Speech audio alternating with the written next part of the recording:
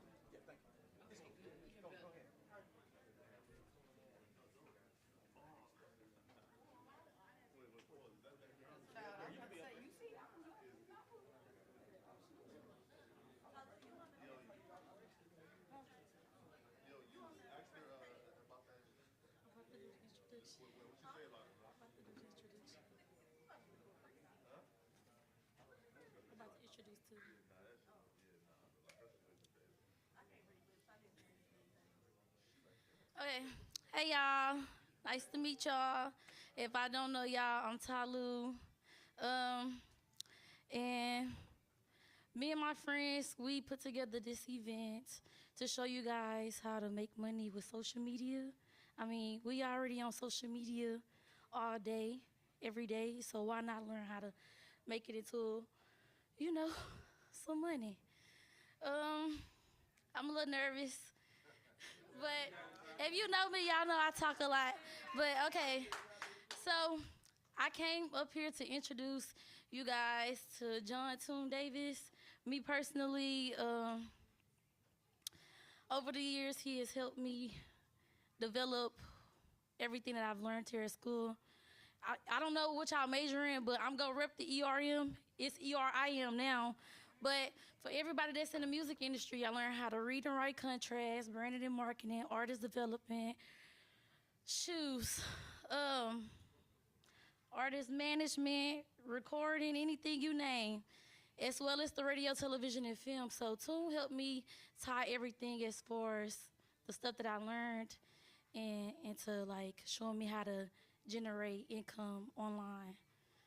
So he has made books. He's author. Um, he's done a lot of stuff, y'all. I don't know, like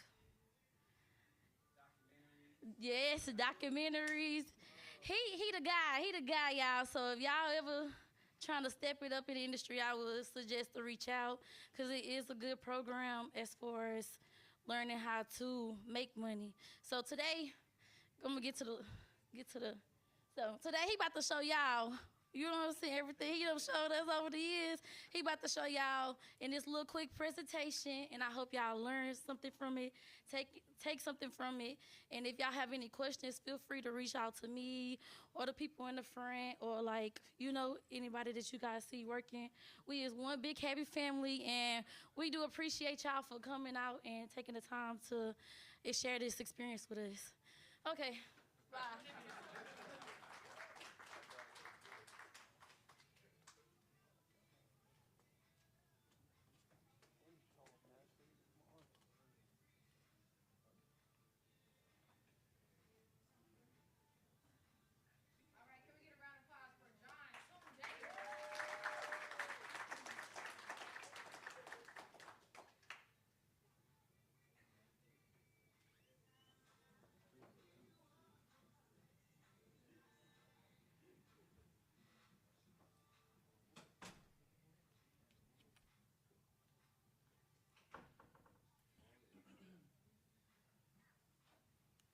All right. How y'all doing today?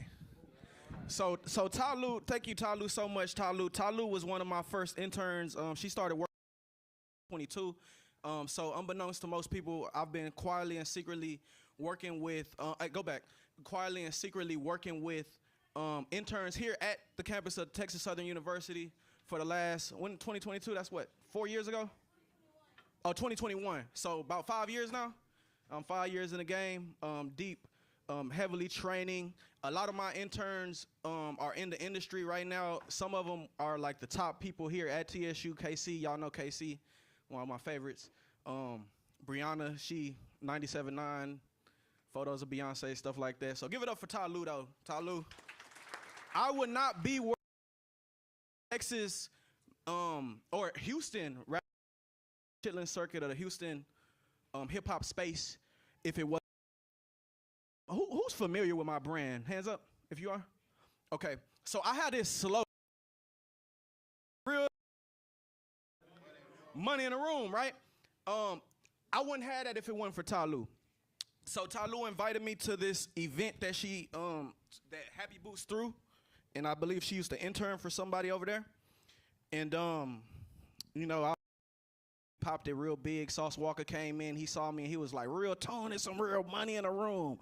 I said, "We gonna make this an intro," and we made it an intro. Free marketing. All right, so comfortable talking about numbers. Who's uncomfortable with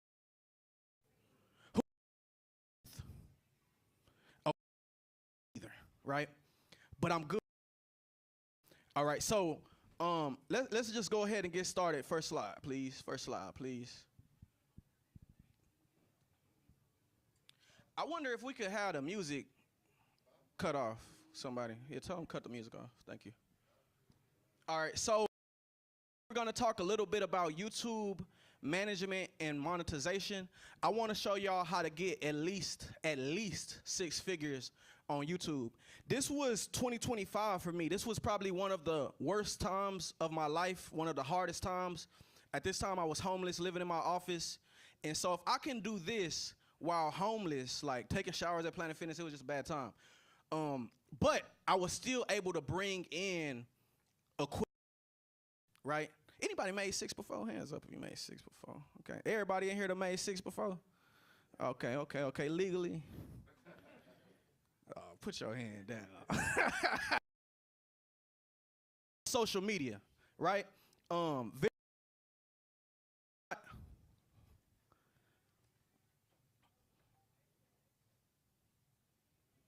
All right, so I call this AI content and cash flow, turning a 6-figure YouTube into a media agency, right? So a few of the things that we're gonna discuss today is logging with AI, social media marketing using AI, social media management using AI, YouTube management and monetization, and then turning your YouTube business into a media company.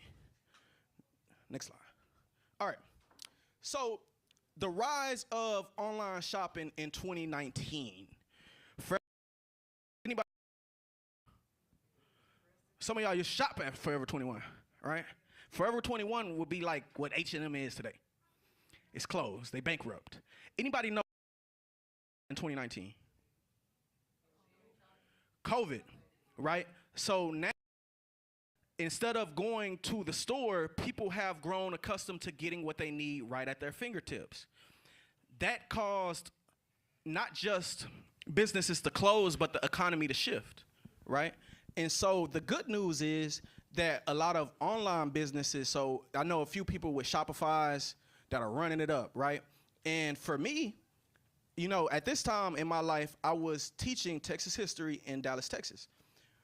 At the same time, I was in the trenches conducting research on gangs through YouTube, via YouTube. And it blew up at the house with nothing to do. Next slide. Now, here we are in 2026 with a similar concern as the same concern in 2019. And that is, what are we gonna do for money, right? The economy is shifting.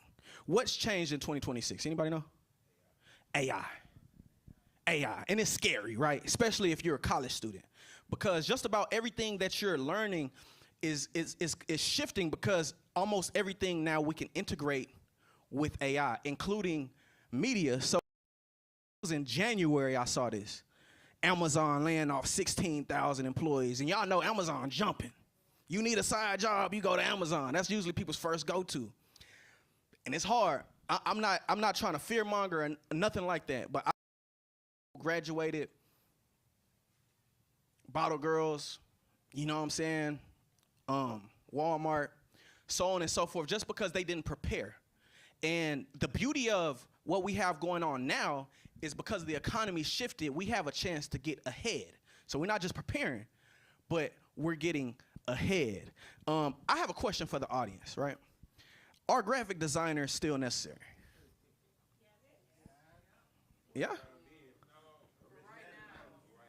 Somebody say, why?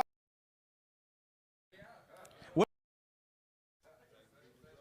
So you know, GPT, you can get a graphic, right? So our graphic is necessary. The question is how long, right? Because if I hire a creative director who knows how to use Photoshop and can also give the proper prompts to ChatGPT and tell it think like a Photoshop editor.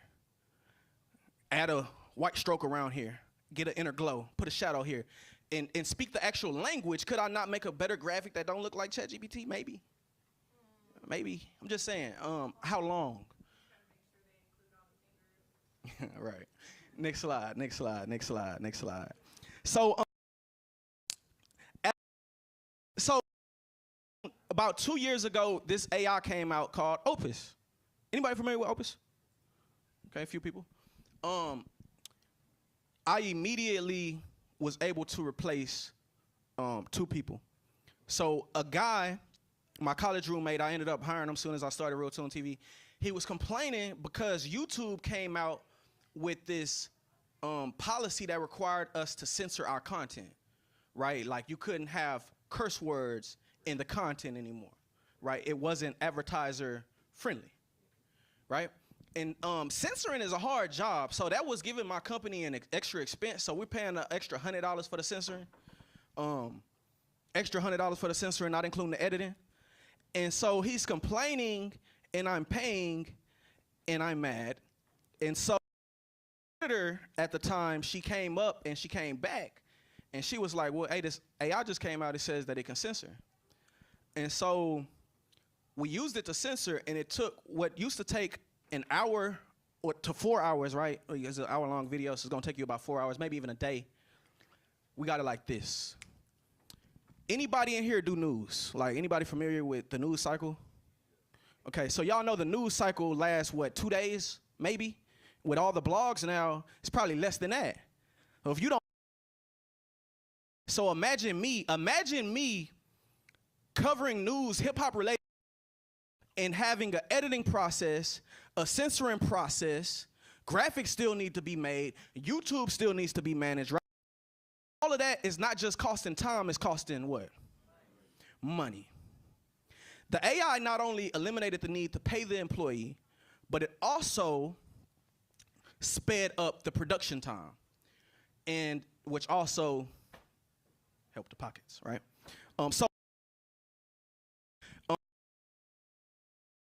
AI is not taking your job to use the AI. Okay? So we're new AIs that are, as far as immediate implementation is concerned, and because almost everyone hates how to edit and market your videos in minutes using AI. Is that I got come up for a second, Brandon. So to my in New much, okay? You ain't gonna say too much. Calm down. Calm down. I spoke in his class questions, and he asked me if my job it's kind of dangerous. Being a journalist is dangerous.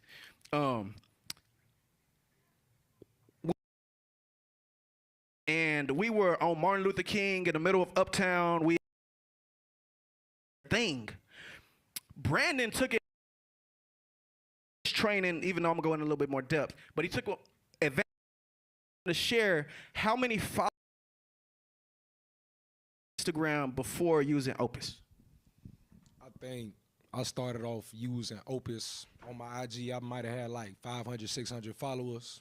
Okay. After about, go ahead, brother. How many because he hasn't just, been using it every day, but from the one interview that you did do, how many views on that 500 follower Instagram account were you able to amass? On IG, I probably pulled about 50,000, and then with that, 1,500 likes and some more. Okay. All right, you have a seat. Thank you. So just to show that this is proven and it works. It's facts. Next slide. So you have a thing with Opus called it replaces filler, removes pauses, allows you to auto your content, enhances the speech, could add beats, generates hooks. I'm gonna give y'all a live demonstration on how it's gonna take me like 2 minutes to do, Pooh. All right.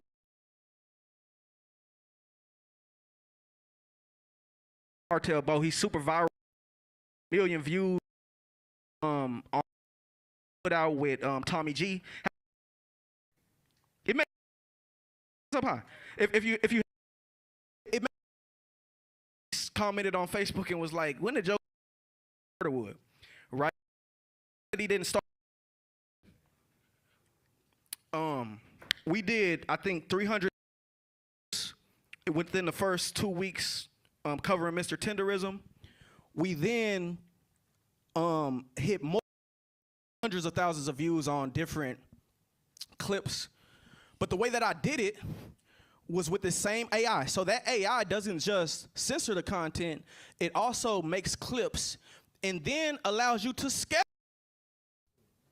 So censor the content, you can make clips, scale. It creates the captions for you too. I had somebody doing that for us at one point, you know, just to promote the interviews. That position's gone. Go ahead. So Opus has a virality score, which basically tells you how it's based off of what their AI is telling them, I suppose. Like, and so these, like this particular person, she's from Chicago, KB Nini, and I interviewed her, ran it through Opus. Opus gave me this, and within a click of a button, I can schedule one of these right now, and you can see it right now. Facebook, LinkedIn, TikTok, Instagram, Shorts, whatever, right? X, next. Scheduling and creating captions. So I just kind of talked about that for a second. Let me get y'all's attention to the screen. I'm gonna show you how to do it. Can you click on Opus for me? Or click on the link and it should take you to Opus either way. Or we have it pulled up on the side, maybe? So I'm gonna show y'all how to do it live. Is that all right? Am I going too fast? Is this too much information? Okay, let me know. You say yes? It's okay to say yes. I'm what you call a slow learner myself. It takes me a while. This media mixer thing that we're doing today was started, I want to say, probably 3 years ago by one of our interns, KC. Okay. I had a mic on here. Okay, good. So it was started by one of our interns, KC, and I want to say this: as important as the presentations and the panels are, what's more important is the networking experience, right? And so I kind of said this earlier, but I cannot express this enough. Is your network is your what? And it's not about what you know, but who knows you, right? Who's gonna pick up the phone? You know what I mean? We got a lot of bloggers, media personalities in here, rappers, you know what I mean? Industry professionals, managers. It's FYI. All right, I'll show y'all Opus.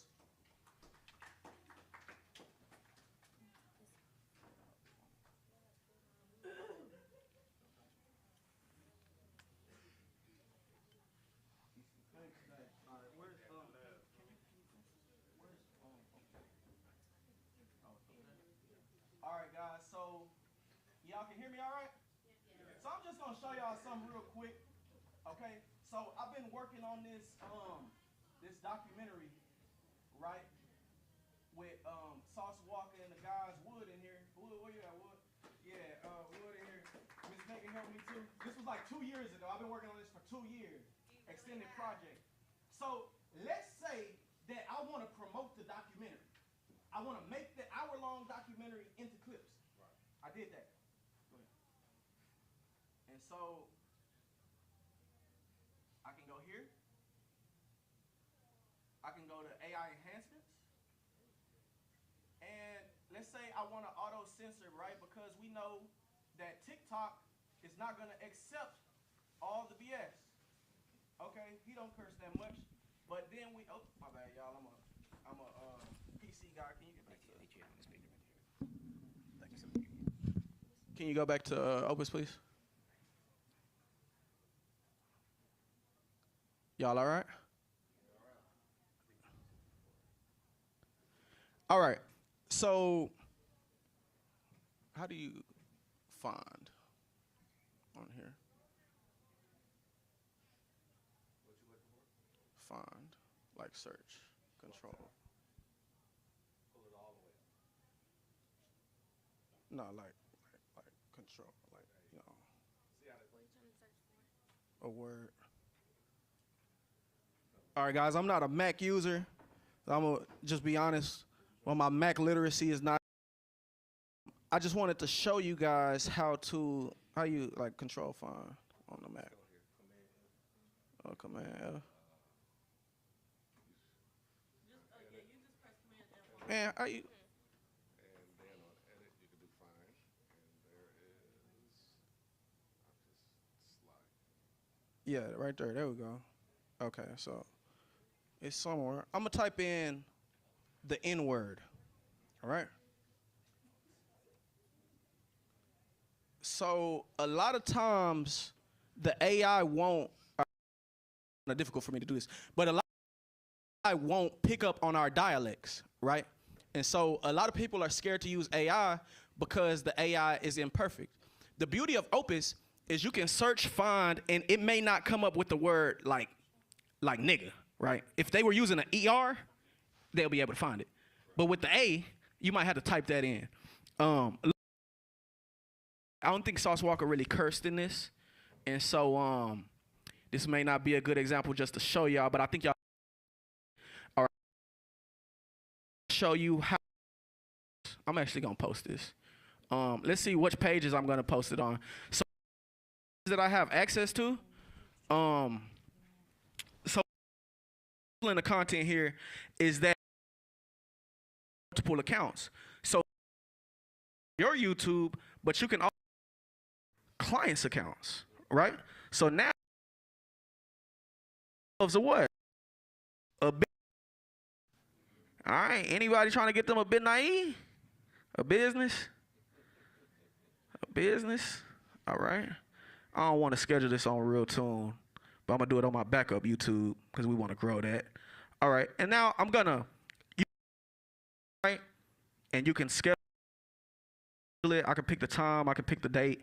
But instead of doing that, I'm gonna just do it right now. All right. Go ahead. When you told it to find the N-word, right? Mm-hmm.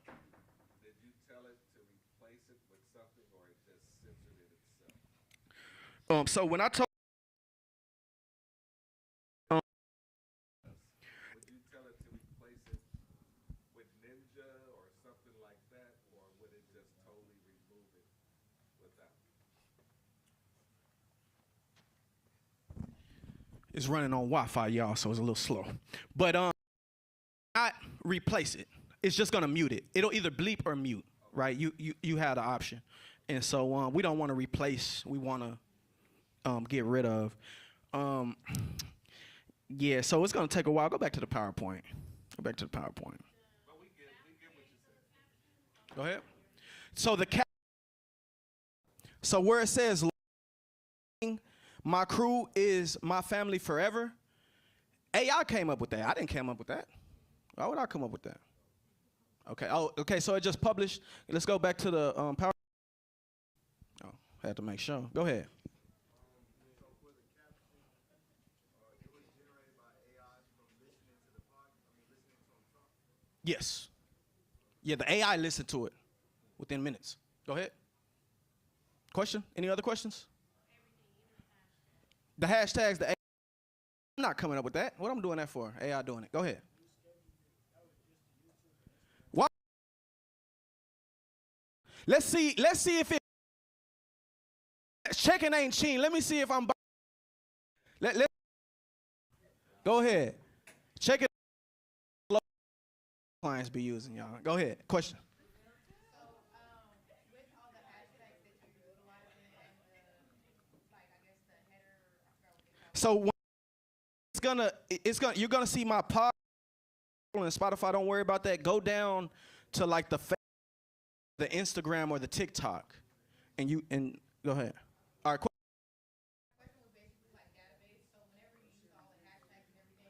Is it there? Sorry.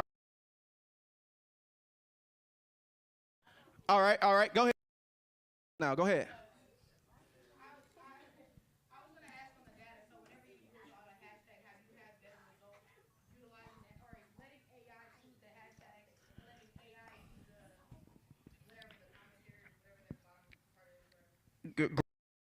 Better than me. But go to the next slide. So before, so you can, please, this is a hyperlink. You can use this for your podcast. So I'm gonna show y'all an example of I believe it's Shannon Sharp, company with ESPN. So you're not a YouTube to use it to get a job. Skill. This is a skill. Does that? Go ahead. All right, go back to the PowerPoint. I just wanted to show them that. Go ahead. The top. So you'll do that in the AI. The AI would allow you to get your branding and put that there, right? So in another presentation, we actually show that, but this ain't that, right? Click on the one. So AI, they have different branding templates and stuff like that that you could play with, different fonts. I'm just a normal person. So this is ESPN. I'm not smiling. Go back. So I'm just showing y'all that everybody is turning their content into shorts because everybody wants to go viral, because virality brings views, and advertisers bring revenue. Am I right? All right, next slide, please. Any questions? Oh, go ahead. I got answers. We do. FYI, go ahead.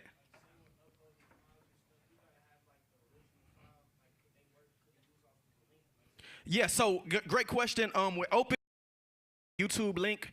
Put the YouTube link, the Twitch link. If you stream, if you game, whatever you do, it can break that down. So this is not the Zoom you want to use for the most part, at least. You can use that here. All right, so quick. So what is it?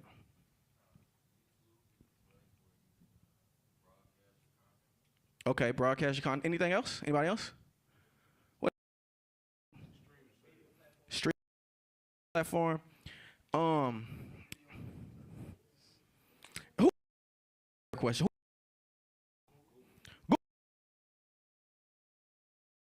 I don't do so. I don't. It's a what? Who said that? Where you at? Hand up. Go ahead. Okay. It's a search engine, right? It's a search engine. What about a search engine is that they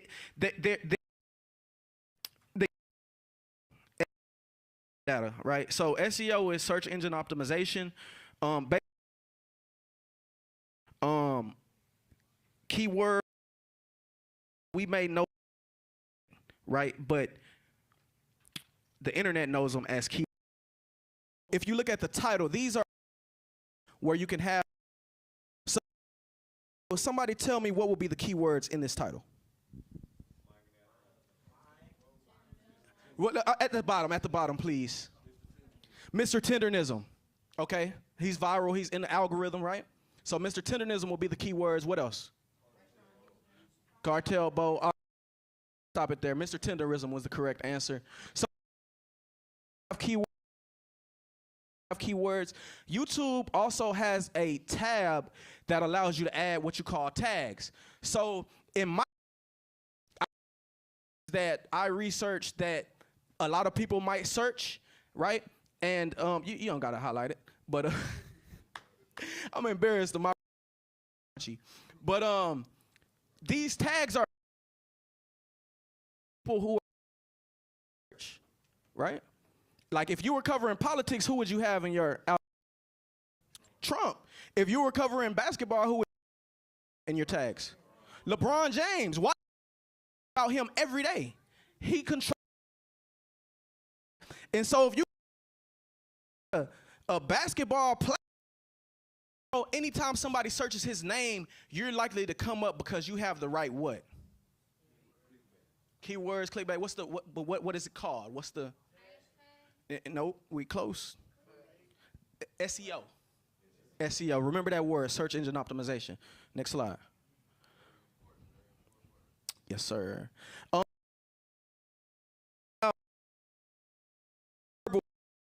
The clickbait here. The picture of tenderism. Next slide. And you can see my proof is in the pudding with the 327,000 views.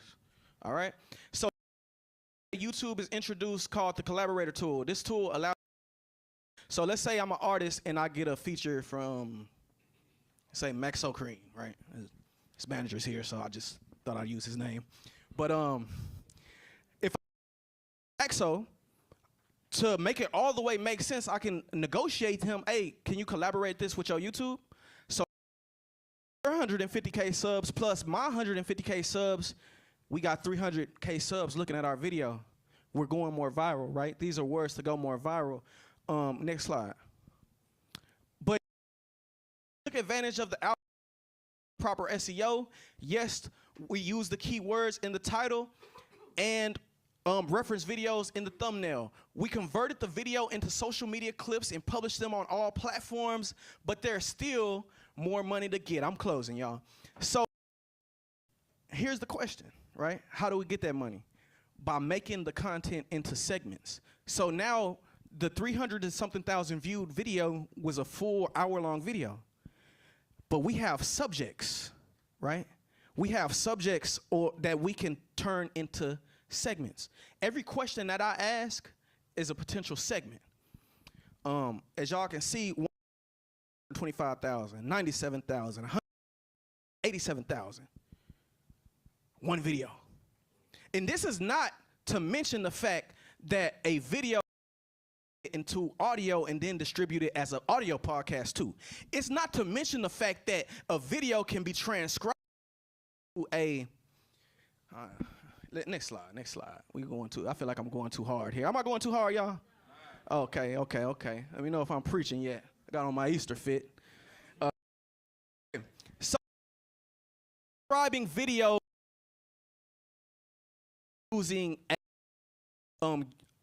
the AI that we're talking about here is the script, okay? Somebody mentioned they used Otter before. It's very similar to Otter, so if you use Otter, it's very similar to Otter. So podcast editors, documentary editors, news station editors and producers, book writers, who else might need it? We'll find out once we know how to use it. Can you click that hyperlink? Or go to the script. Just go to the script. I think I got it pulled up. So I'm going to show y'all how to use the script in real time. But before I do that, actually go to the next slide real quick.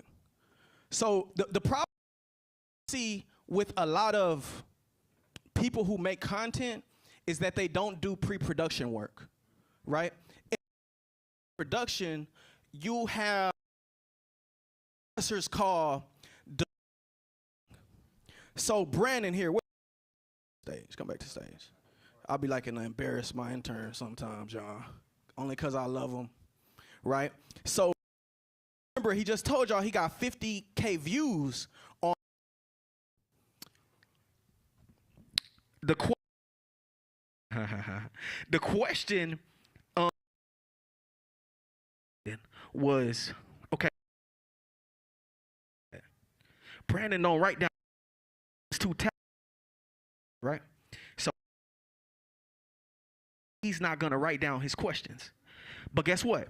When he gives the video to the editor, now the editor is having to watch the whole video to figure out where to watch. The video is taking forever to get back. Who in here has had a problem with video editors taking forever to get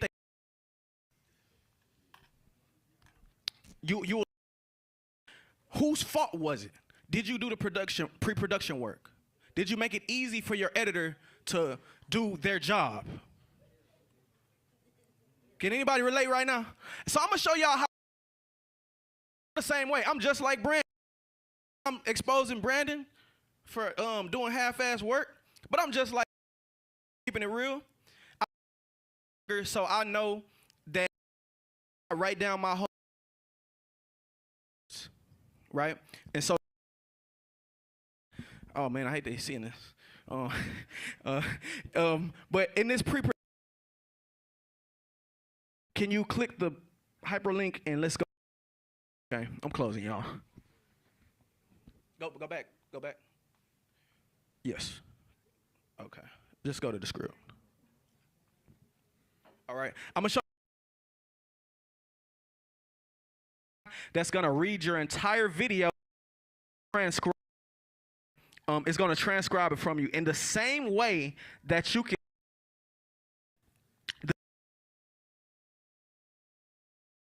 For you can search the time, right? For the timestamp on your video. Click the first one. Jace did.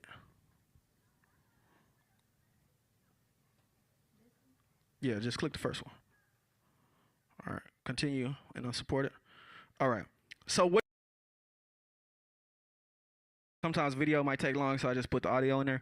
So it transcribed the audio for me. Now, if you can hit or command find, whatever y'all use on Mac. Not gonna embarrass myself again. Okay, now Bo, C-A-R-T-E-L, and then type in Bo, C-A-R. I see the A.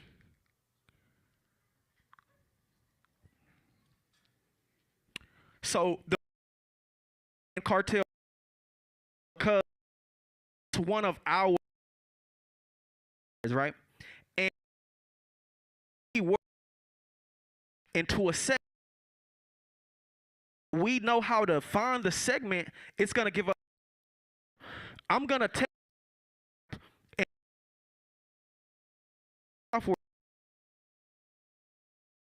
right. So entire hour. Okay, stop. Yeah, this is an exclusive. We don't want to get that out right now. We go that, but 15-minute mark. I'm gonna make a cut. Now, don't go to Premiere Pro. You can go back to the Canvas slide. All right. Does that make sense? That makes sense. Y'all probably need a visual of me doing that. No, not really. Okay. Okay. I'm wrapping it up. With YouTube, right? With YouTube, you can have YouTube and not have. Key to having a real business is not needing to be there for your business to thrive. Otherwise, you are not a CEO. You are what they call self-employed. Does that make sense? If done right, you can remove yourself from being the bottleneck in your business and create a social media management company. Danessa, can you throw me that marker? So, this is the business of YouTube, right? This last slide, just wanted to show y'all something, right? So let's say I do YouTube, right? I'm gonna put myself as the CEO. I'm not gonna stop doing what I love. The reason that I'm an entrepreneur is simply to do what I love. So I love to do interviews, right? I like the conversation. I don't like to edit. I don't do any of that. I do it because I have to do what I love. And I don't do what I love for the money. I do it because what? I love it, right? You couldn't pay me to do what I do. If I was doing this for money, I would have been gave up. 100,000 ain't enough. So let's say, what do you need to run a YouTube? Just give me something. So you need video editors, right? You need a video editor. What else you need? Cameraman. You need a clipper. Somebody like his handwriting ain't nothing. Well, I got AI. I don't need it. Go ahead. All right. Somebody say clipper. What else you need? somebody to post it. So you need a social media manager. Okay, and the clipper is also gonna need a what? The clipper is gonna need a social media manager to do what?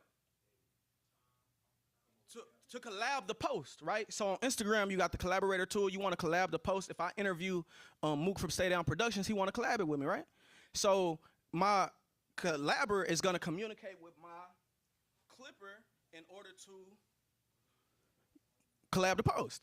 So the same thing with the video editor. Who is he going to communicate with?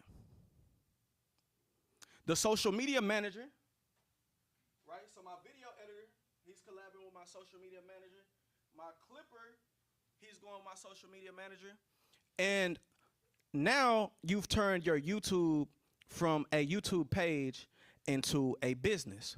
Now that we have, I know it's a little all over the place, but now that but you can see it, it's right there. It's literally the same thing. But now that we have the bones of an actual business, let's say that you're paying these people by the hour, right? You're paying these people by the hour. My knee, workman's comp. So let's say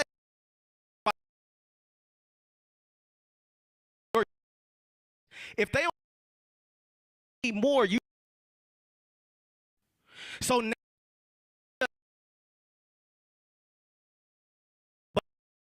in which other people's social medias, other people who needs and six-figure entrepreneurs who need that. Am I right about it? All right. Next slide. We wrapping it up. All right. All right. So we're closing, guys. I just wanted to give y'all a little bit about me. So Real Tune TV basically exists to bridge the gap between different worlds through real conversations, connecting people from the streets to the black bourgeoisie. Next slide. This is, so we have a TSU internship been going on since 2021. So is Casey here? Where Casey at? Y'all see Casey? That's grown Casey right there. Yeah. So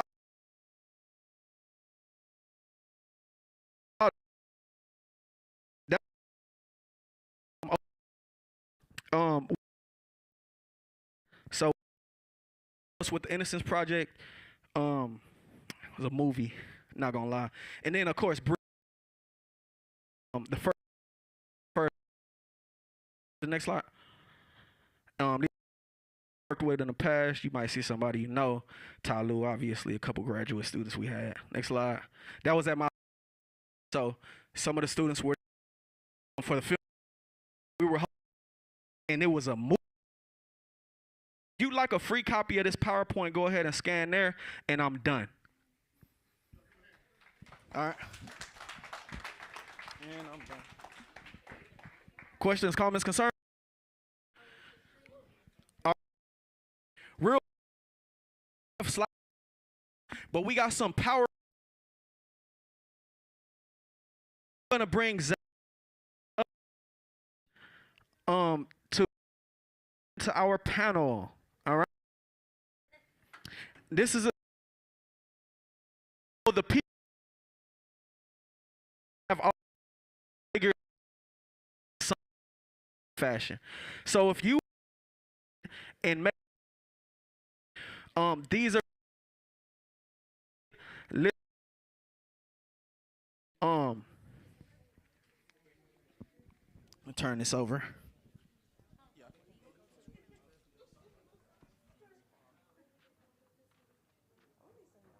I'll be here after the fact if anybody want to connect, get Instagram, take photos, ask questions. No, they have 3 seats that are gonna be sitting. Yeah. We're gonna be sitting right there. You gonna do it? Yeah. But I guess that will give the introduction of who everybody is. Wait, let me know when y'all ready. Let me know when y'all ready.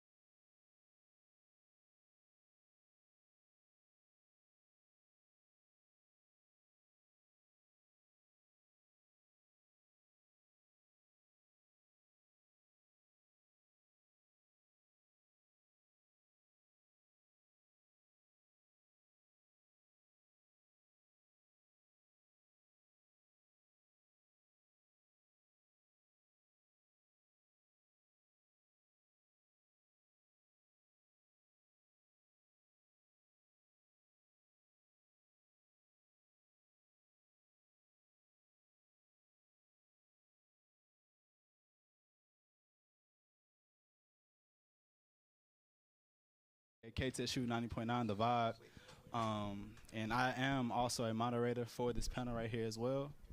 And so this panel right here is not only, they not only will be talking about how to go viral, right? But they will be talking about from taking a creative moment and turning it into a opportunity. This is why this panel is so important. Each one of these individuals have not only paved the way for themselves, but also a way for their families as well. And they made, you know, a great amount of income doing what they do, and doing not only what they do, but also what they love. What was the card?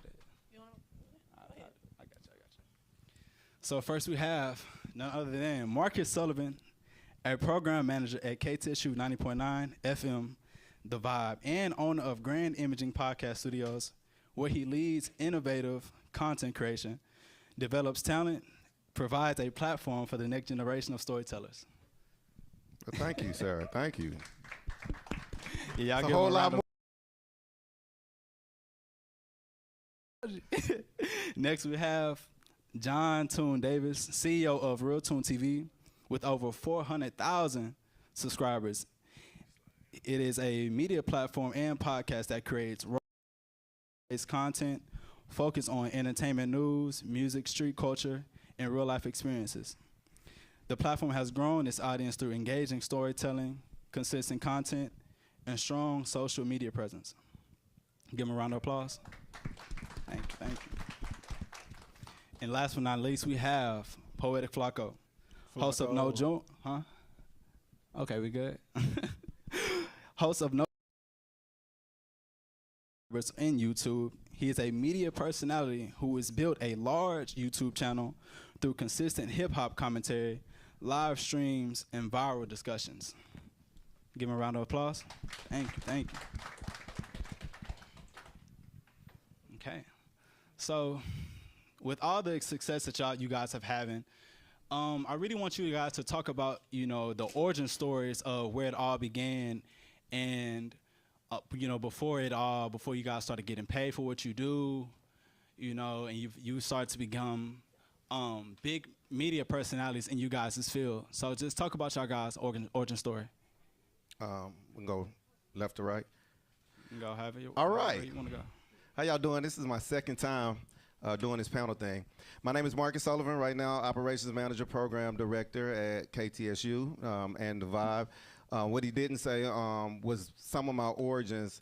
I once produced the Yolanda Adams Morning Show. I once produced The Breakfast Club. I once was a reporter on TMZ, and it goes back.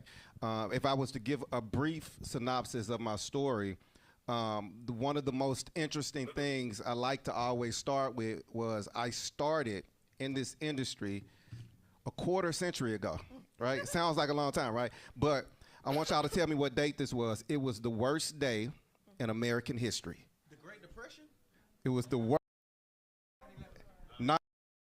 9/11, I walked through the door as an intern, and I was working in the back. I'll never forget, it was 6 o'clock in the morning, and it was my first day at work, and I'm working in radio, and the guy tells me, go find some news. Well, this is before you can just pull out your phone, so I'm looking on the wires for something, and I couldn't find anything. And about an hour and a half later, I go, man, a small plane hit a building in New York. Couple hours, and the rest is history. I remember the program director told me at that moment, you're going to either have a really good career or a really bad career. And 25 years later, I'm still doing it. So I can literally say, from my career, I started in R&B. Then I went to pop music. Then I went to hip-hop music. Then I left and went to gospel. Then I went to news. Then I went to TV. Then I went back to hip-hop. Then I went to Christian hip-hop, is where I made my first 6 figures, by the way. Well, it was my second figures. And then the job that I just said that I do today, one of the most amazing things about it is I never applied for the job that I sit in today. So putting the resume together, putting in work, I always say if you make enough noise, they'll call you. There's no such thing as a hiring freeze when they want you. Got me?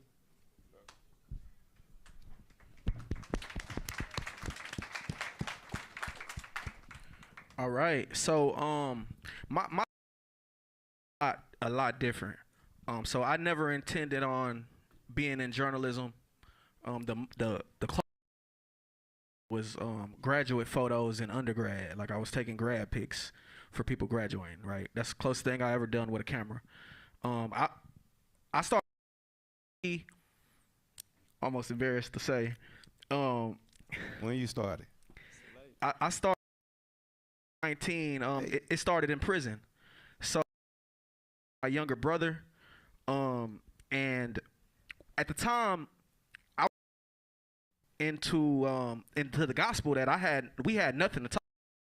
And all he knows is the streets right now at this time, and me, I'm in a church, so we had nothing to communicate about except anime and music.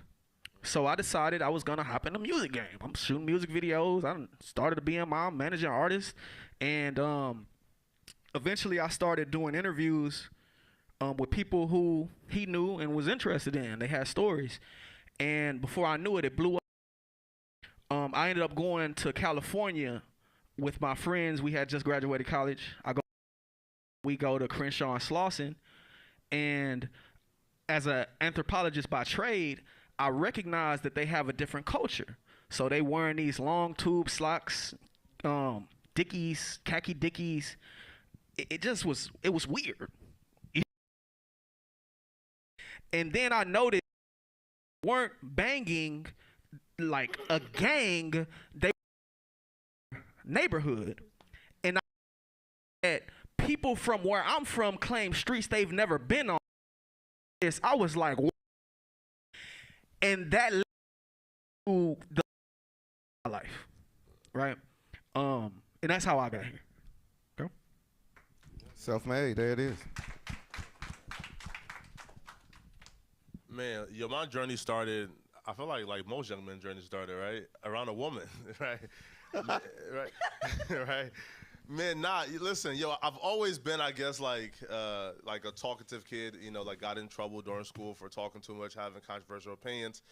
But I felt like what really got me into this was probably around like 2021, right? My ex-girlfriend at the time was graduating to be a pharmacist. I, had like graduated, I was working at a call center job making like $14 an hour. I understood, like how human nature works, right?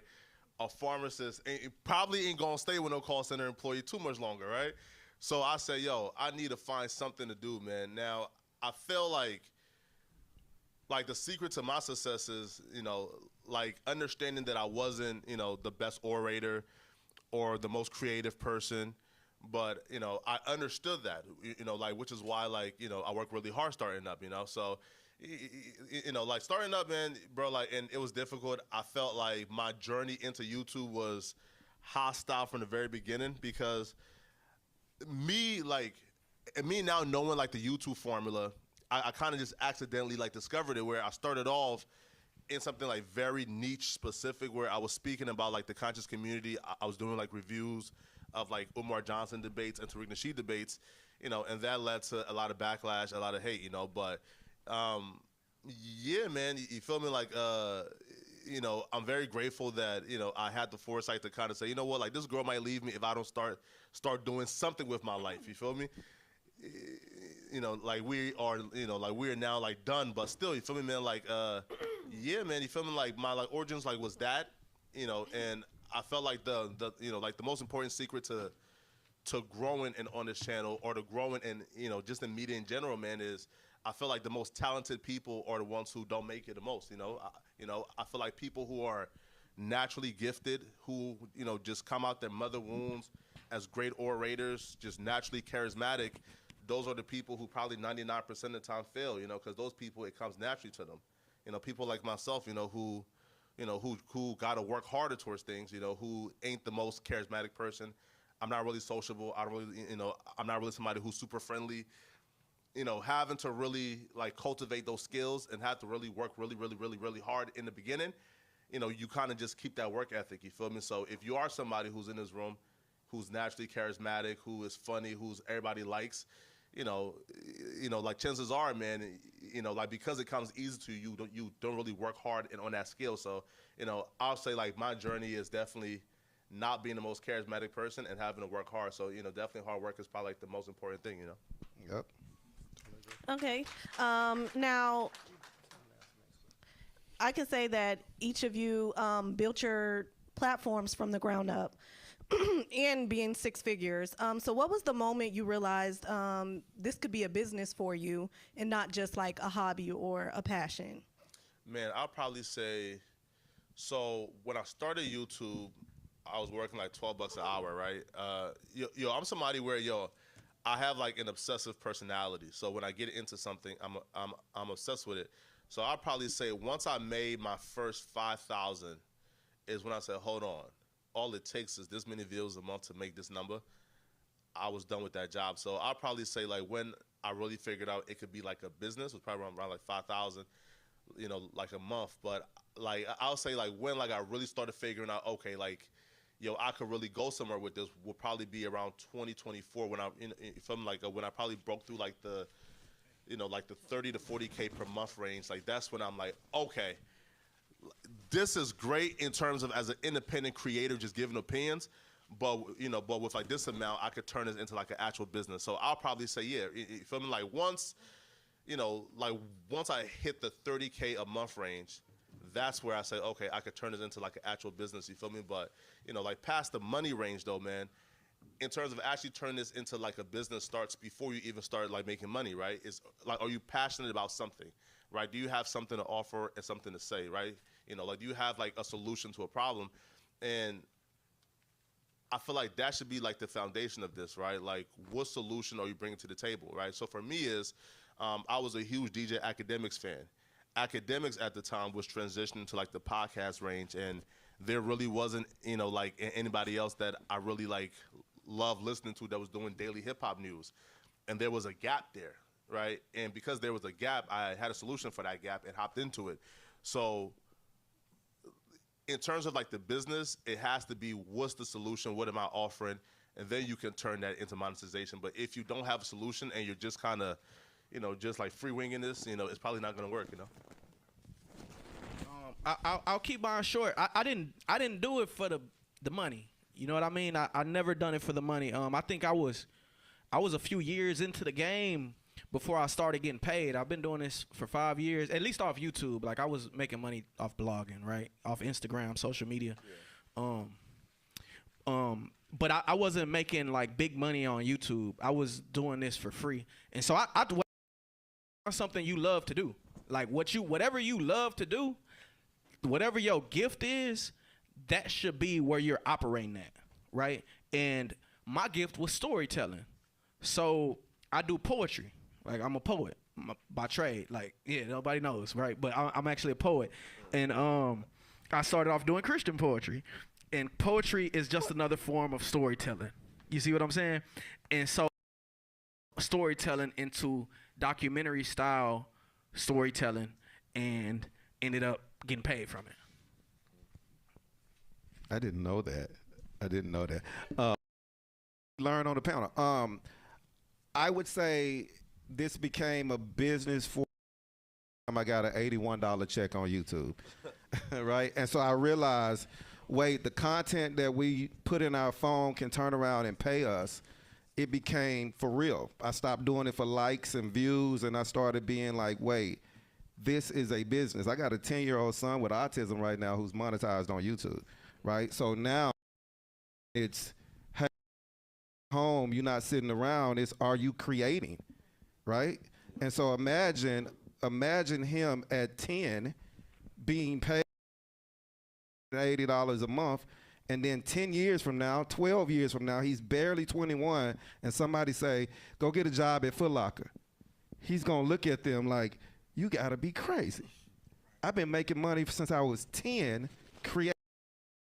So for your generation, this is only the beginning of a new form of media, a new stream of income. So I decided to make a business when I first made my first $81 on YouTube. So. Dang, y'all give him a round of applause. So Marcus, you work closely with developing talent, right? So what separates people from who stay consistent from those who fall off? Wow. Say it again so the room can hear it. I don't want to digest that. Go ahead. Okay, I got you. So you work close with talent. I do. Right? What from staying consistent from those who fall off? I'll say with this generation, it is a real microwave generation, right? Somebody will create a page, create a YouTube channel, create an Instagram page, TikTok page, and post, and then post again. And if you ain't, how many subscribers? 400,000? Yeah, I'm really under 400,000. I'm around 398. But when instant success is game over, right? So biggest problems is we'll look at somebody and say, man, look at my, and go to and jump to the next thing. I think consistency in what your gift is will eventually pay off if it's good. I remember when I started, when I left mainstream hip hop to go to Christian hip hop, I'm gonna flex a little bit. I was working out with Banner, right? And I was telling him I wanted to do Christian hip hop, and we wanted to do beats and everything. And he says, "Man, Mark, it don't matter what you're doing. First, it's got to be good. Once it's good, then we else. But you got to stay consistent, and you're only gonna get better every time, right? So if you want to do it part time, it's just gonna take that much longer. All right." Okay, so Tune, Real Tune TV has a strong, loyal audience. As people that support you know, how did you build trust and keep people coming back and wanting to support Real Tune TV? Everything that he just said, it got to be good. Yeah, it got to be good. The moment that it's not good, they're not watching. You know what I mean? These people, my audience at least, are very, you know what I mean? So, personally, I stay true to my why. So my what, as far as what I produce, is based on the why am I producing it. And so there'll be a lot of good opportunities that come my way. Like somebody just introduced me to AJ McQueen. And like, you got to interview him. And while it makes sense because he has his own audience and I think we figuring it out, if it's not aligned to the research that I'm conducting, then I stay away from it. Not because he don't got clout, but because it's just not aligned with what I got going on. And so, again, I stay, to answer that question, I stay with my why. That makes sense? Yeah. Okay, so just to, piggyback off that, how did you find your why? That's a good question. That's a whole nother presentation. That was actually my original presentation. You got to answer that. How did I find my why? Yeah. So my why kind of found me. Like I told you guys, because I know that's a lot of people have that problem. Right? What they want to do. I must have been like teaching, and I was just hating it. Like every day, I was hating it. I was waking up at 8 a.m. After you teach what you want, you got to teach to the TEKS, the Texas Essential Knowledge and Skills, instructional planning calendar. Too much, you know what I mean? The disciplinary action that they take against the students, causing the school to prison pipeline. I'm witnessing that. I'm former state president of the Texas Youth and College Division of the NAACP too, so I'm very passionate about certain things that we couldn't do. Like we're teaching that Santa Ana is a bad person and Stephen F. Austin is the good person, and as far as history is concerned, right? And I just hated it. And I started doing like what I love based off of me just trying to connect with my brother. Like, and then I kept asking questions like every time I had a question, that question became my narrative of what I was promoting on my page or whatever. And so to answer that question, I don't know. Your is connected to your life experiences. What shaped you? What do you really care about? And even if when I look back to like my capstone project in college, it was called Descendants of the Disenfranchised. So things like stopping recidivism or ending mass incarceration, that's like a big thing to me.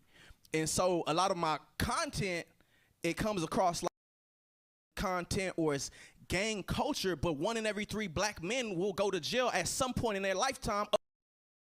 The statistics. So is it really prison content or is that a sub part of our culture?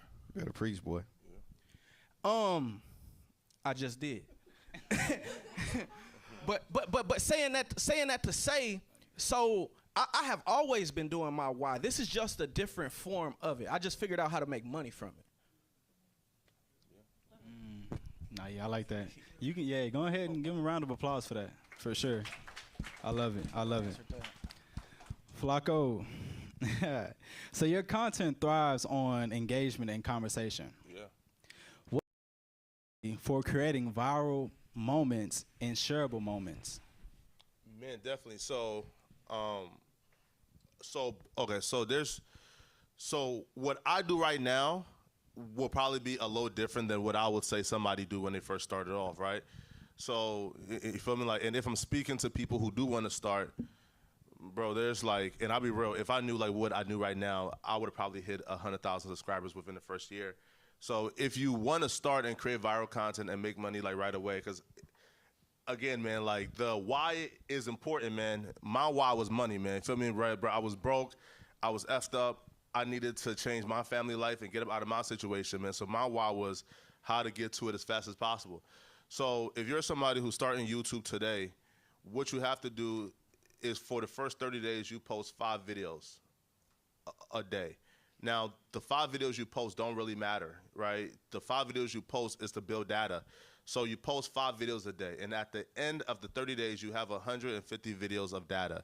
Now, when you go to like analytics, where it says audience, it shows you like what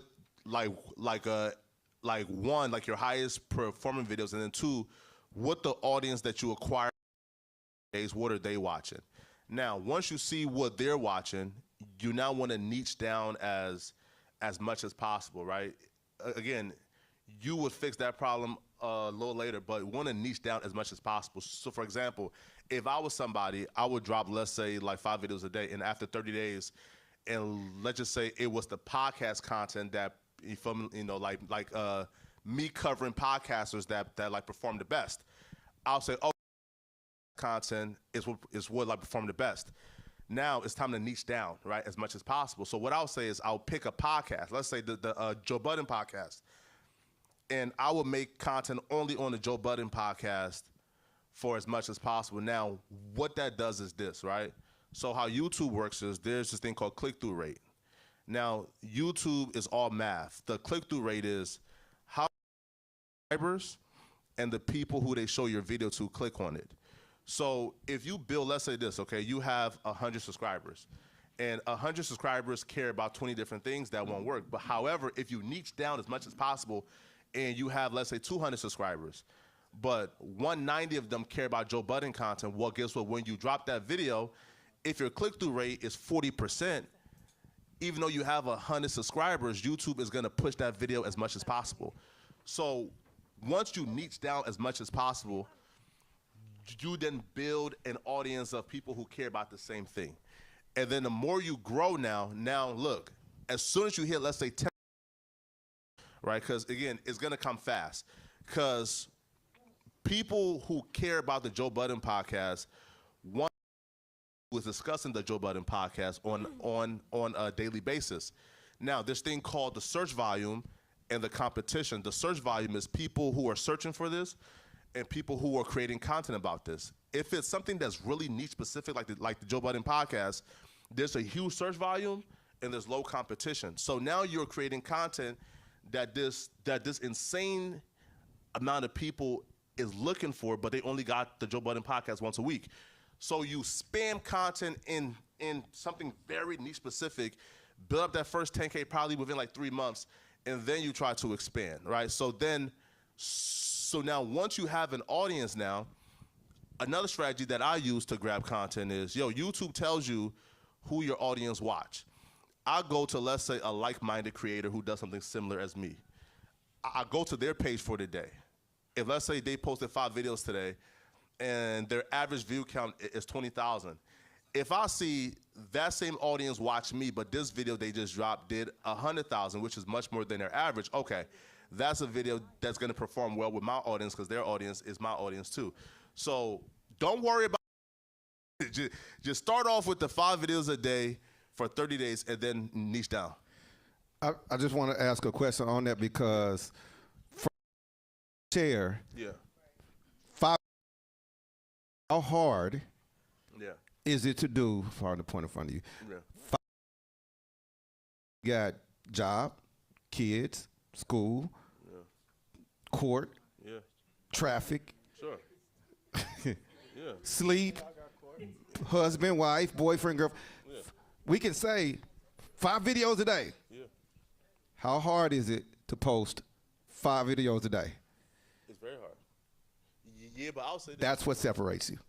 Yeah, facts, right? And yo, listen, man, like, I'll be as brutally honest as possible, man. I was working a 3 p.m. to 11 p.m. shift, and I was still dropping 5 videos a day. And a lot of us, this is some shit that we love to do. And if you don't if you don't love to do it, find your motivation. My motivation was money. And if your motivation ain't enough to work hard to it, man, then quit. Right? Yo, listen, man, find something to do that you could do at a sustainable rate. But, if you're one of the psychos who is dedicated to this, then I'm telling you, man, follow that formula. Start off with 5 videos a day. After 30 days, find what your audience watch, like which videos perform the best, and then niche down to something very specific, right? Go to vidIQ, type in like the niche, right? Again, not just a niche, but something very specific within that niche. That was a nugget. He just gave. He sure did. That reads YouTube, sure did. vidIQ.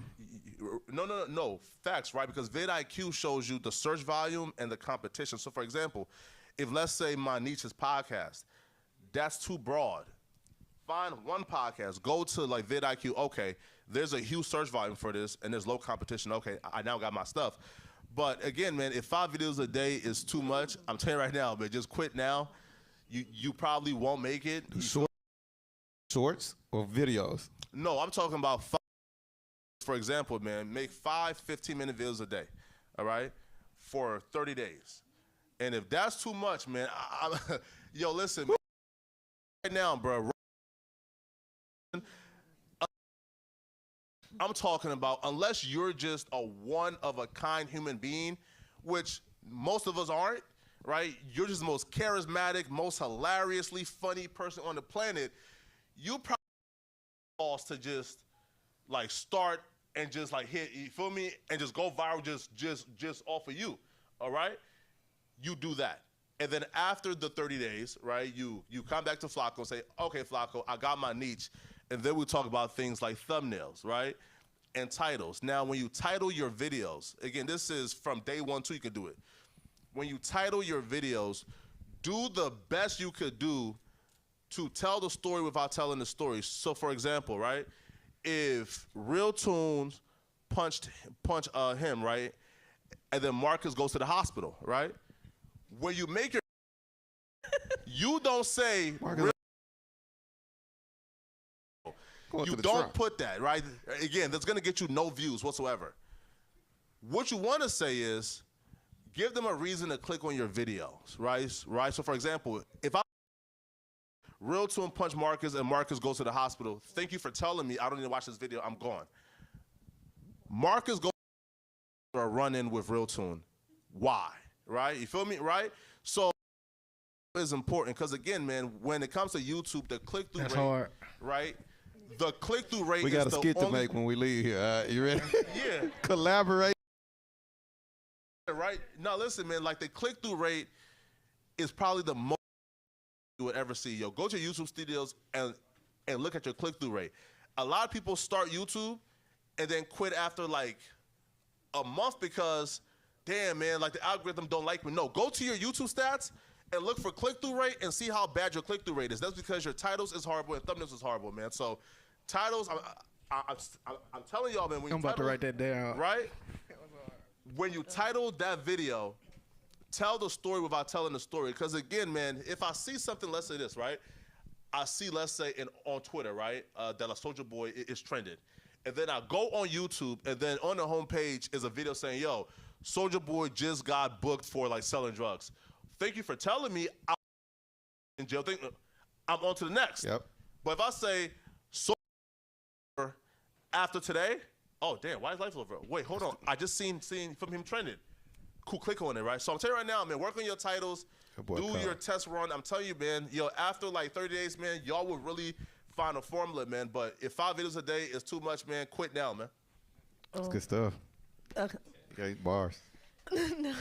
5 videos.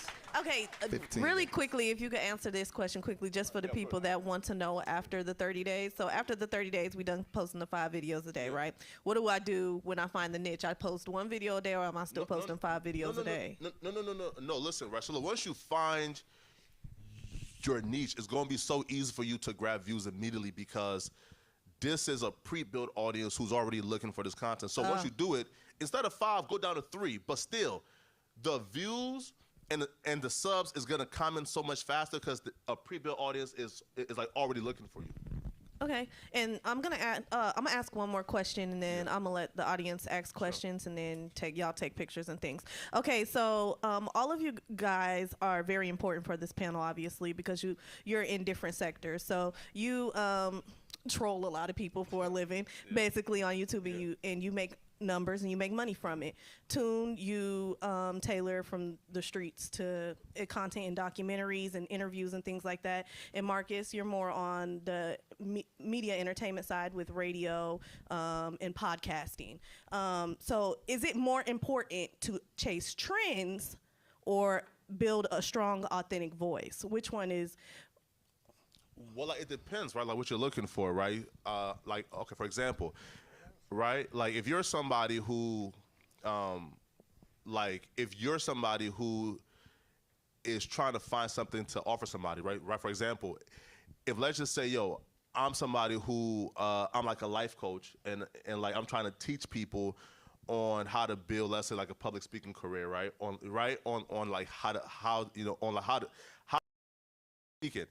Well, you don't chase trends because you now have your niche and you now have like what you're offering, right? And people will find you. However, if you're somebody who's in media, right? If you're, let's say, doing journalism, man, yo, chase them trends as much as you can, bro. Listen, yo, like, fam, bruh, there are stories dropping every day, right?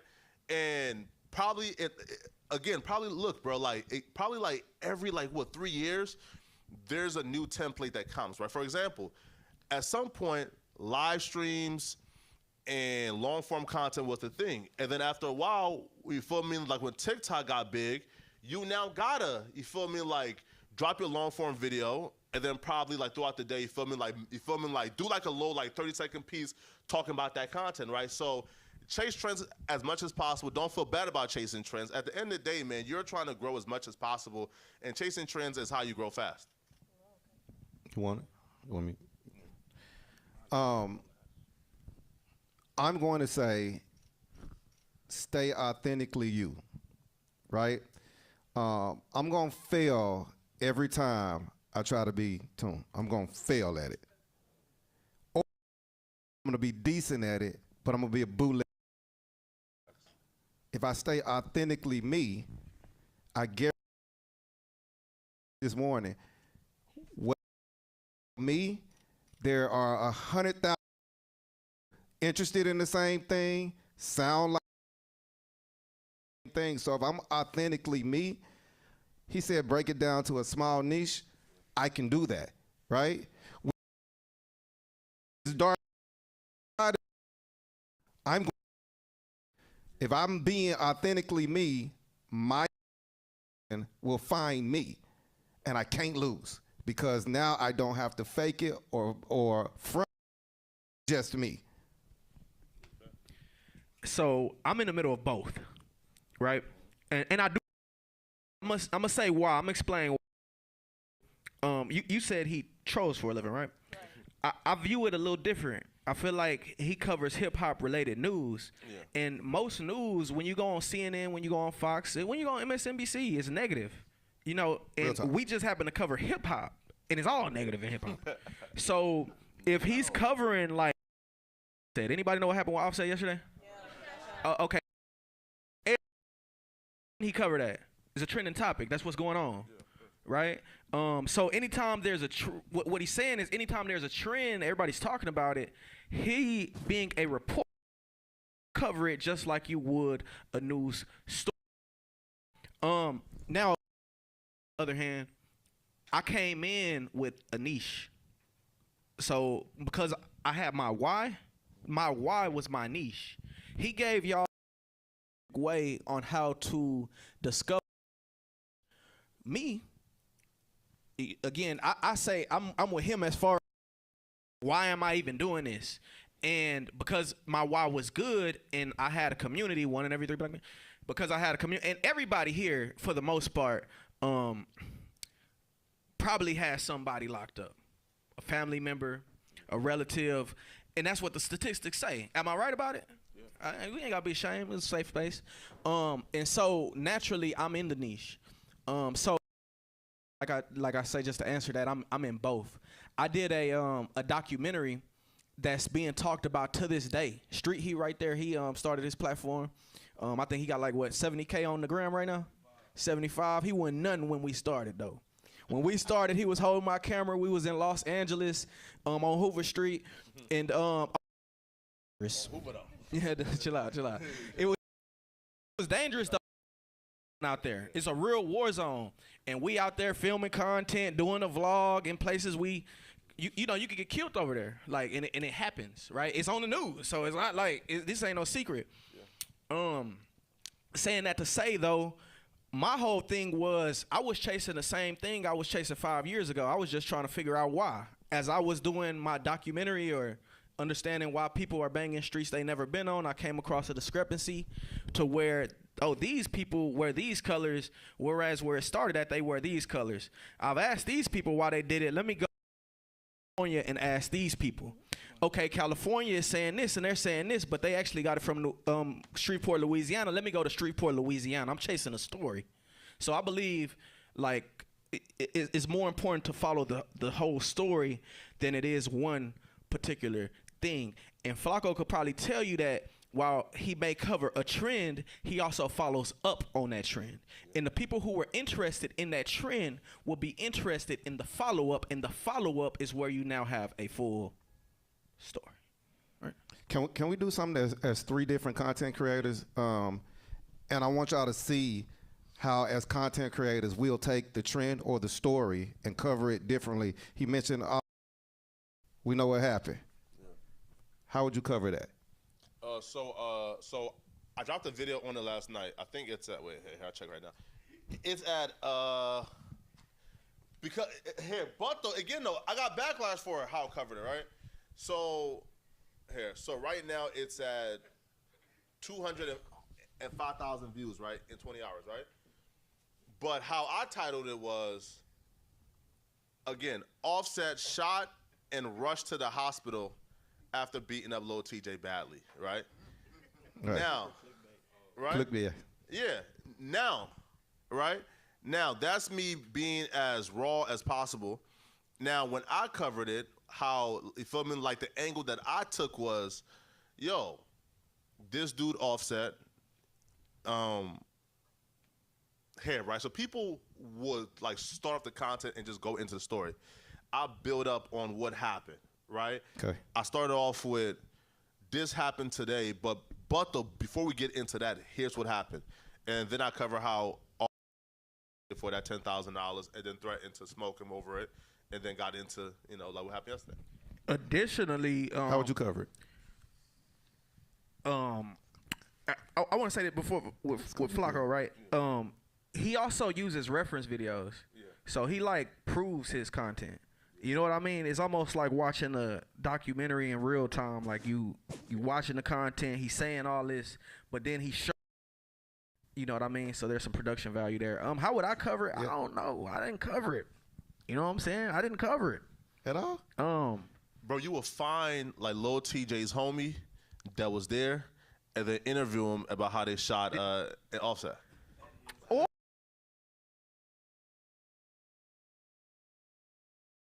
Yeah. and so he's like more first person. Does that make sense? Yeah, I guess. And then I from the believer standpoint, and I would go, people gather to cover him, and I'll show the balloons and the candles and exactly how I cover it, and my niche crowd go, what's going on with this story? What's going on with this story? 3 can get 200,000 on the same story. And also too though, like here's why your following trends isn't all the way bad, right? So for example, now if I was starting from ground zero, right, and I love like Real Tunes content, I would go to Real Tunes videos and see, okay, when like he does LA content, it does this number. When he does Houston content, it does this number. He's big enough to where he can do it all right now. Okay, cool. Yes. The Houston content does great. I bet, cool. I will start off with like doing like the Houston street shit. Sorry, promo word, right? As much as possible, right? And, yo, again, it's all numbers. Yo, if I can go this YouTube page, right, and then see, okay, like this video here, like they dropped like the last month or so, had an average of 20,000, but then they just pivoted into this new genre, and they're doing these like street vlogs. Oh man, these street vlogs are doing 1 million. Hold on, this dude just tapped into something right now that has a huge search volume and a huge audience. I bet I can do that too, but with my twist on it. Now, just don't copy like shamelessly. You feel me?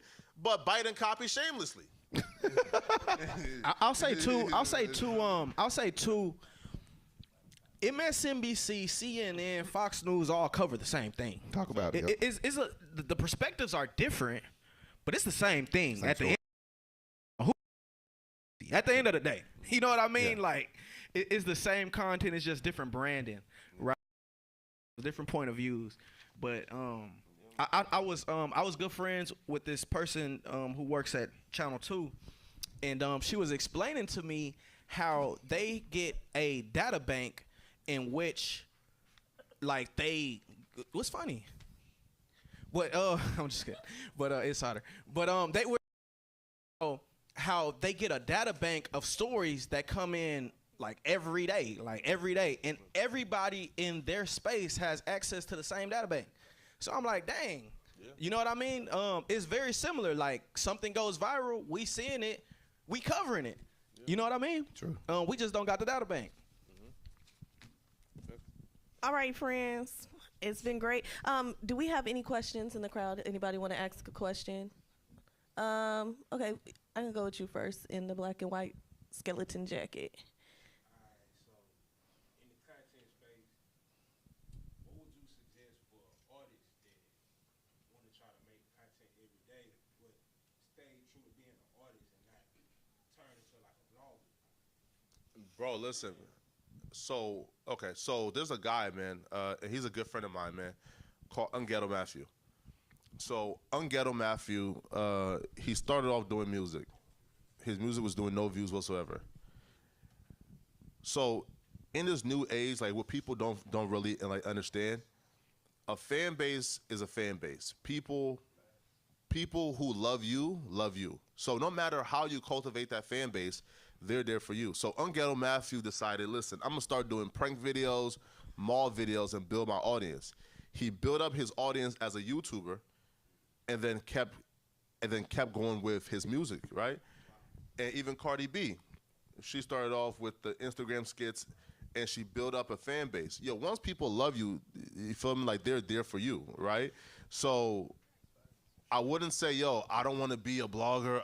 You feel me? Like I don't want to be like looked at you feel me, like as this and this and this, bro, if you have good music, it shouldn't matter, right? Like, yo, like, again, like, build your audience. Now, the type of music matters. Like, for example, and I tell every guy and every girl possible, if you don't have this, like, stop making music. If men don't want to be like you and women don't want to sleep with you, I don't really like see you really going to the very top of things, right? Yo, think about your favorite rapper. They what? Men, women want to sleep with them, right? So I would say probably like don't do content that interferes, right? Because you don't want to be a clown, but you know, right? But like speaking and giving opinions, you know, or reviews or just making content in general, you feel me? Like, yeah, you know. All right. Okay, Red Jacket.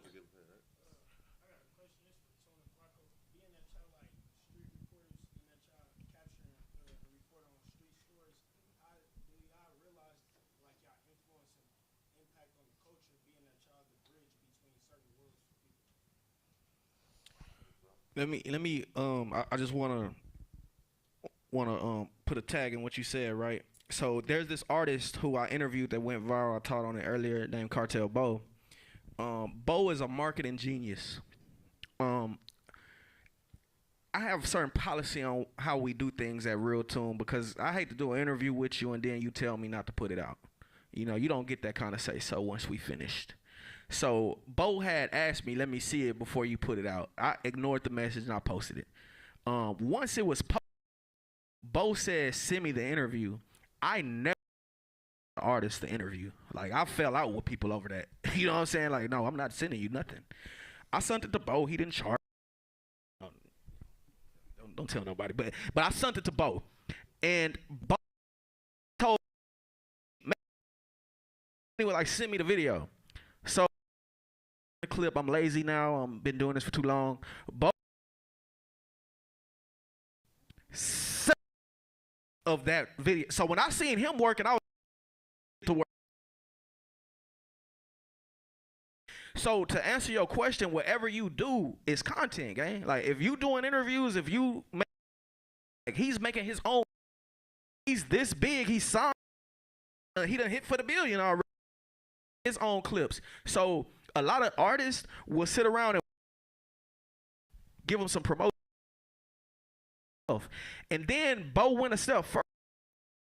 Mr. Tender, this old brought him to Houston. Content for that. Now he are dry. You know, right? Beefing with the police. Then he took it to Isaiah Carey. So now he's on Isaiah Carey. He's in a right. Tommy G. You know what I'm saying? White documentarian coming to interview him. He's asking about Trump. Now Willie D, he did with tenderism. Now Willie D is interested in him. So now, you see what I'm saying? And so, as far as the influence go, personally, I didn't know my influence at first because I was just doing my why, right? When I first started, they had a meeting in my hood. They had country town, and we had a meeting. It was like Needville and meeting over some content. I dropped a list. That meeting amongst all the blood. Hey, we meeting at the church across the street from the projects. Real Tune, we need you there. I was like, for what?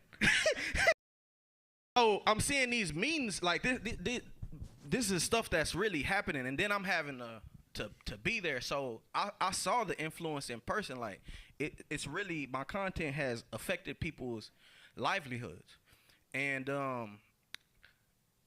how do I feel about that? I mean, you know, I don't do it for that. So it don't matter how I feel about it. That's what's going on, and it's gonna probably keep going on until I'm finished with the why. That makes sense. Yeah. Man, bro, listen, man. So in terms of like what I feel like my duty or impact and like on the culture is, I feel like the only thing that I owe like the culture is for me to move in good faith, right?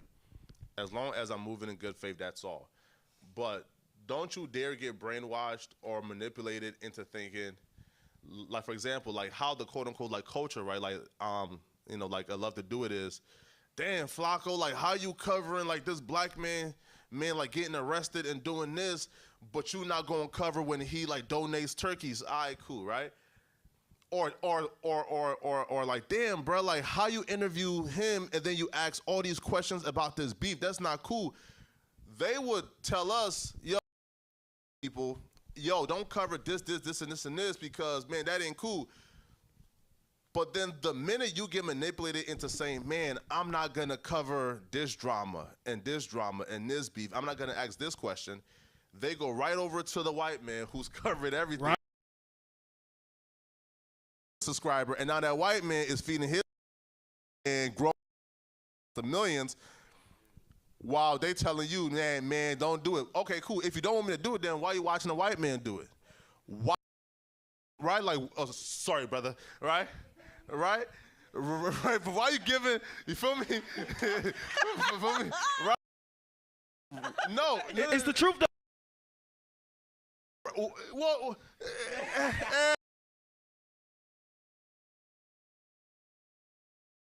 I got. It's a meme that go on, and as soon as Gumby go. Come on, right? Hey, listen though, I seen it with listen, like it's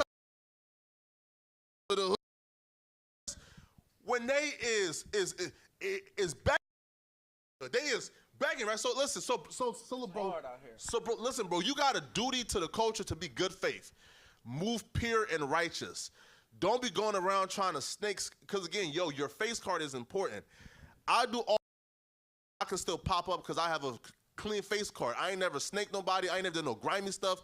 Listen, bro, when I walked in this building, I shook everybody's hand and like introduced myself, right? Because, bro, you want a clean face card is important. You do right by people, right? Because again, bro, like, yo, everybody started off at some point. So don't snake, don't scheme, bro. Like, like don't be a bad person. Move with morals, integrity, and principles. But don't you dare say you about to stop your content or don't do certain things because, like the culture, right, is telling you, nah, bro, that ain't cool, bro. That's police. Man, F that, bro. Listen, bro, do the same thing the white man doing because they going over to the white man once you stop doing it. Facts. That's good. Okay, back here in the black. Yes.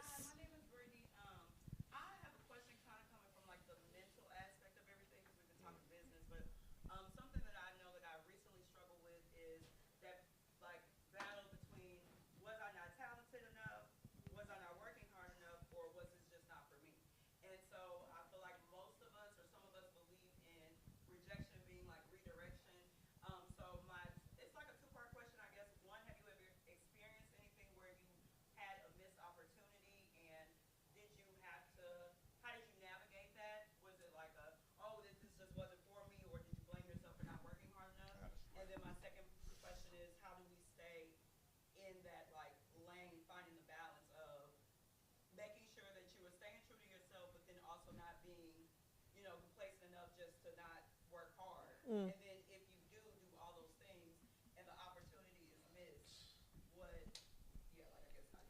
I guess I got a short answer, and I'm going to answer with the question. All right? Ask yourself, why am I doing this? Right? If you are, what success on it, right? When I put out my first book, Age of Success, it made the Amazon bestseller. Cool. But the success was I did a book. I did. So ask yourself, when you say, is this not for me? Am I good enough? The question is, why am I doing it, right? If you're going to get in it, that's the answer for me, if y'all got another answer. Oh. Yo, like, so in terms of figuring out, in terms of figuring out on like rather it's like, yo, I'm not working hard enough. Hey, listen, man. If you're ever wondering why am I not seeing you feel like the actual numbers, it's because you haven't been working hard enough long enough. Meaning this, bro, like I ain't never seen anybody who outworked the competition for a long time and didn't see like results, right? So, I feel like the problem is like a lot of people think they know what hard work is, but they don't, right? Is they think they're working hard, right? You feel me? Like they think like, hey, listen, man, I broke like 2 viral stories this month. Why am I not, bruh? I probably I dropped like the Draco video. I did the Pooh Shiesty video. I did the Offset video all this week, right? I think they're all right now at 200,000 plus. I'm about to go home today and after this and record with my phone like 3 more videos tonight, right? So like there's no stopping to this. So again, if you're wondering why am I not successful yet, it's because you haven't been working hard enough. You feel me? Long enough, right? So like I'm telling y'all, man, outwork everybody, because most people is lazy, right? And most people who are like your competition, you feel me, like they boo-boo, right? You feel me? Like they stink, you feel me, right? So like if you can't pass people who ain't working hard, man, you feel me, then you probably ain't working hard, That's good too. You I didn't want to add on. Okay. I got laughed at though. Laughed at. I remember when I started off doing interviews, like this guy named J Money 1041. He covered the dancers in like Dallas. He was big in the culture, and I remember he laughed at me during our interview. I interviewed him. I told him I had 325 subscribers, and he laughed. But I wasn't. To his point, I wasn't doing it for that. Like I didn't care. I wasn't even getting paid initially. Like you know what I'm saying? I'm still working a job. But it came. So what Marcus said was probably the best advice. And Flacco, obviously, you got to have the work ethic, but you purpose in it. You know what I'm saying? Yeah, I think that's important. I mean, I'm not on the panel or anything, but I do think that's important. Baby and if your why is to go viral, that's not a good enough why. Just like he said, you have to post 5 videos a day. You have to actually work for it. If you think you're just going to post 1 video and go viral, it's not going to happen like that. It happens for some people, right? It has happened for some people, but it's very odd chance, right? You had a question right here.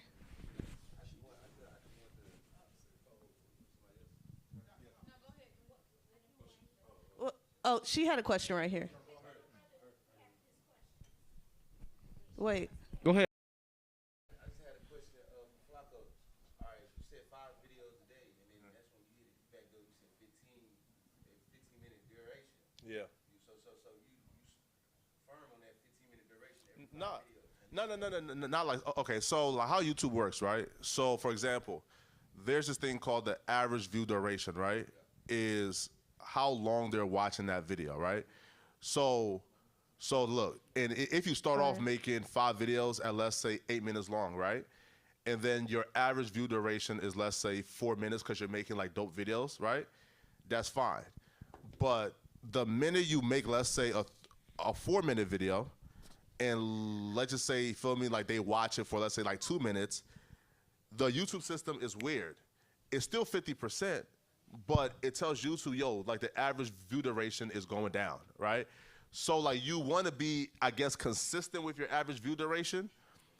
Now, for some reason though, like for example, if let's say this, like you make, let's say like a 4-minute video, right? And they're watching for 2 minutes and it's 50%.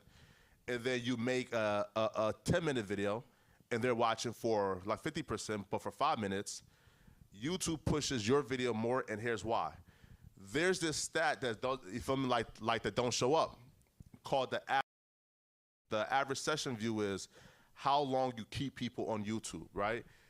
That's a metric, that's a ghost metric that YouTube takes into account, right? For example, if let's just say like they come to like my video, right? And they watch for 5 minutes long, and they watch yours for 5 minutes long, but after they watch my video, they see like 3 more videos they ain't watch, and they watch that video and that video and that video, and you kept them on more, right? And let's just say this, like they watched like my video and then they clicked off and go do other shit, and they watch your video and they spend another like 30 minutes and on YouTube, right?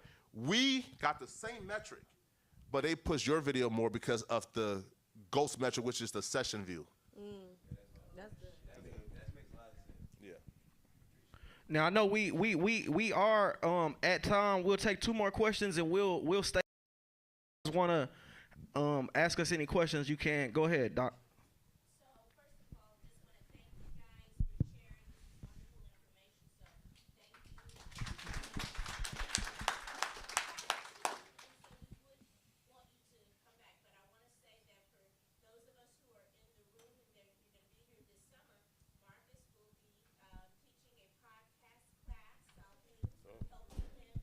College credit. College credit.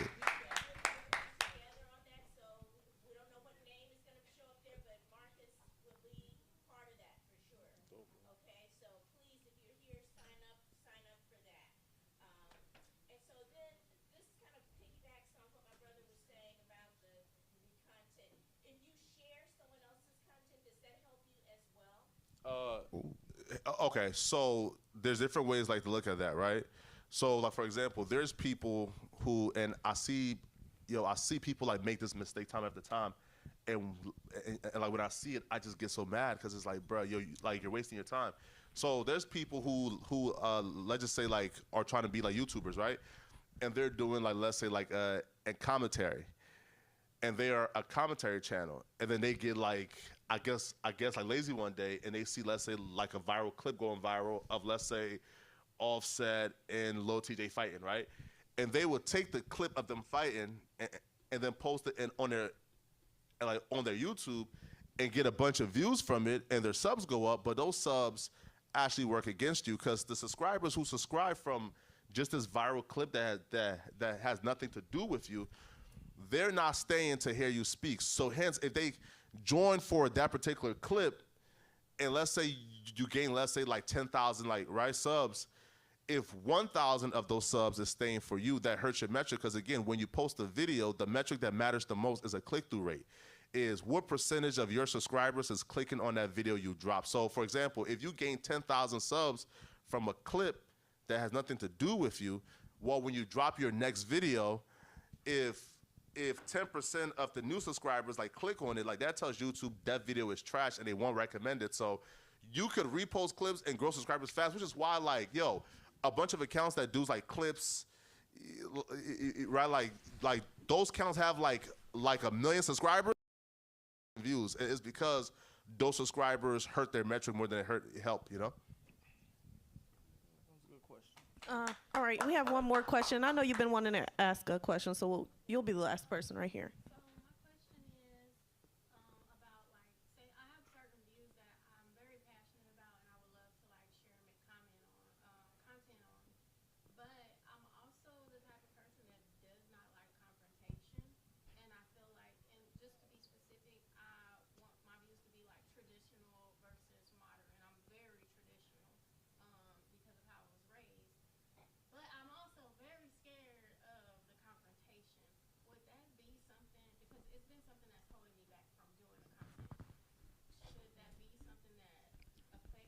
Can you elaborate on confrontation? Are you talking about like trolls and comments?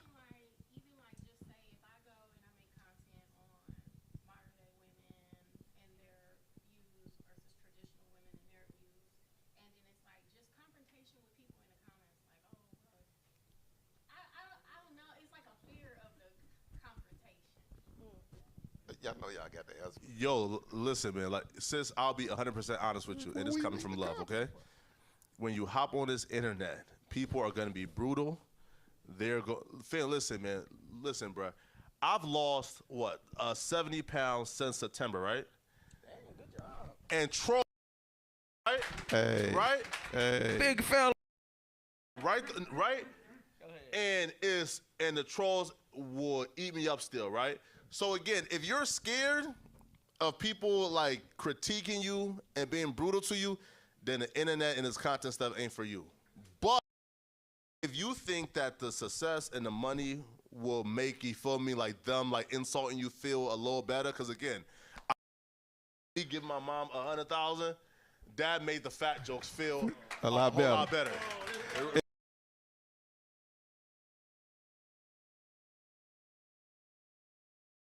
It's don't look at the comments. Listen, he just giving his mom 100,000. That's because people was trolling him, and with the fat joke, they're clicking the page. What you read? Let them interact.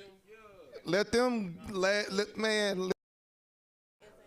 A negative comment is an interaction, All and if making it so. Even on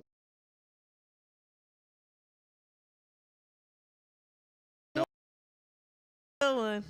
Yeah, but like as she grows though, and she has those opinions, there's gonna be people again like myself, Yeah. who I react to like red pill dudes, and you feel me, and like I roast them and make fun of them, right? Right. Right. You feel me? Like the trad dudes who say, you know, hey man, a girl should not, right? Right. Time. So again, there's you know like there's gonna be people like Abba and Preach who would take her videos and make fun of you and do 500,000 views from roasting you, and you probably won't be able to avoid that. But though, if you want to do content, my thing is that shouldn't matter if you know what your purpose is, right? If you're trying to help women, you can't get away from that. Why? yeah, right. Yeah. If you're trying to help women, you know, like be more traditional and find love, right, and be great moms, that should be like your purpose. But if you're saying I'm scared, I'm telling you, man, the more you grow, it's gonna get worse. The more No, they'll subscribe to say something. understand, yo. Listen, yo. I did a $5,000, I guess, giveaway, right, to like my audience, right? Okay. Again, it was a random giveaway. I'm thinking I'm doing something positive and good. I woke up to 20 YouTube videos about how I rigged it. Wow. You feel me? It was fake. So I say, yo, you cannot satisfy the internet, man. People are sick and mentally ill. You feel me? So I'm telling you, man. So again, if you don't want it, And mentally don't ill. do it. But you feel me? But if you don't, if your purpose is bigger than that, bro, you know, like, hey, Stop reading the comments. Well, yeah, yes, true, but I'll be real. Like reading the comments, yo, after you read comments about yourself, man, I've heard it all. Yeah. Right? It don't hurt no more. It'll go. Person where the word he can turn that into fuel. If you the just don't read it. She be feeling away about when people say stuff about me. I be like, I ain't worried about none of that. Like, just keep it moving. She's just the empath. I'm done. And she's nice too. Okay. Thank you, gentlemen, for sitting on this panel. You guys did a great job today. Yes. Round of applause. I guess we're going to move on to the meet and greet, take pictures and things. So if you guys want to stick around. And thank you guys. Yeah, definitely.